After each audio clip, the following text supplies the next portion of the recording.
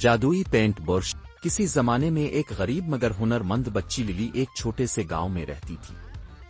اسے تصویریں بنانے کا بے حد شوق تھا، لیکن اس کے پاس نہ ہی اچھے رنگ تھے اور نہ ہی کوئی پینٹ برش۔ وہ مٹی اور کوئلے سے دیواروں پر تصویریں بناتی اور اپنی دنیا کو رنگوں سے بھرنے کی کوشش کرتی۔ اس کی بنائی ہوئی تصویریں اتنی خوبصورت ہوتی کہ گاؤں کے لوگ حیران رہ جاتے، مگر اس کی غربت ہمیشہ اس کے خوابوں کے راستے میں حائل رہتی۔ ایک دن للی جنگل میں لکڑیاں چننے گئی۔ وہ ایک بڑے درخت کے نیچے بیٹھی سوچ رہی تھی کہ کاش اس کے پاس ایک پینٹ برش ہوتا۔ تبھی اچانک اسے زمین پر ایک چمکدار سنہری پینٹ برش دکھائی دیا۔ اس نے حیرت سے برش اٹھایا، اس پر انگلی پھیری اور اپنے ہاتھوں میں ایک عجیب سی حرارت محسوس کی۔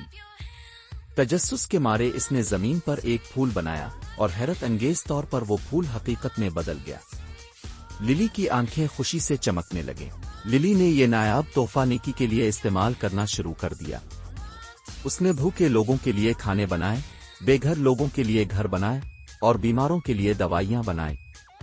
جلد ہی اس کی مہربانی اور جادوئی صلاحیتوں کی کہانی پورے گاؤں میں پھیل گئی۔ لوگ اس سے محبت کرنے لگے اور وہ سب کی مدد کر کے خوشی محسوس کرتی تھی۔ لیکن یہ خبر ظالم اور لالچی بادشاہ تک پہنچ گئی۔ بادشاہ فوراً للی کو دربار میں بلانے کا حکم دیا۔ جب للی محل پہنچی تو بادشاہ نے کہا، میرے لیے سونے کے خزانے بناؤ، میں دنیا کا سب سے امیر بادشاہ بننا چاہتا ہوں۔ للی نے جھجکتے ہوئے کہا، یہ برش صرف نیکی کے لیے ہے، میں اسے لالچ کے لیے استعمال نہیں کر سکتی۔ بادشاہ کو غصہ آ گیا۔ اس نے اپنے سپاہیوں کو حکم دیا کہ برش چھین لیا جائے۔ لیکن جب بادشاہ نے خود برش سے سونے کے خزانے بنانے کی کوشش کی تو کچھ بھی حقیقت میں نہ بدلا۔ بادشاہ حیران رہ گیا۔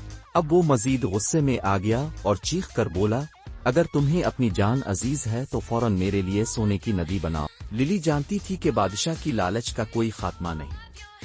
اس نے سوچ سمجھ کر برش اٹھایا اور زمین پر ایک چمکتی ہوئی سونے کی ندی بنا دی۔ جیسے ہی بادشاہ نے ندی میں قدم رکھا وہ اچانک دلدل میں بدل گئی۔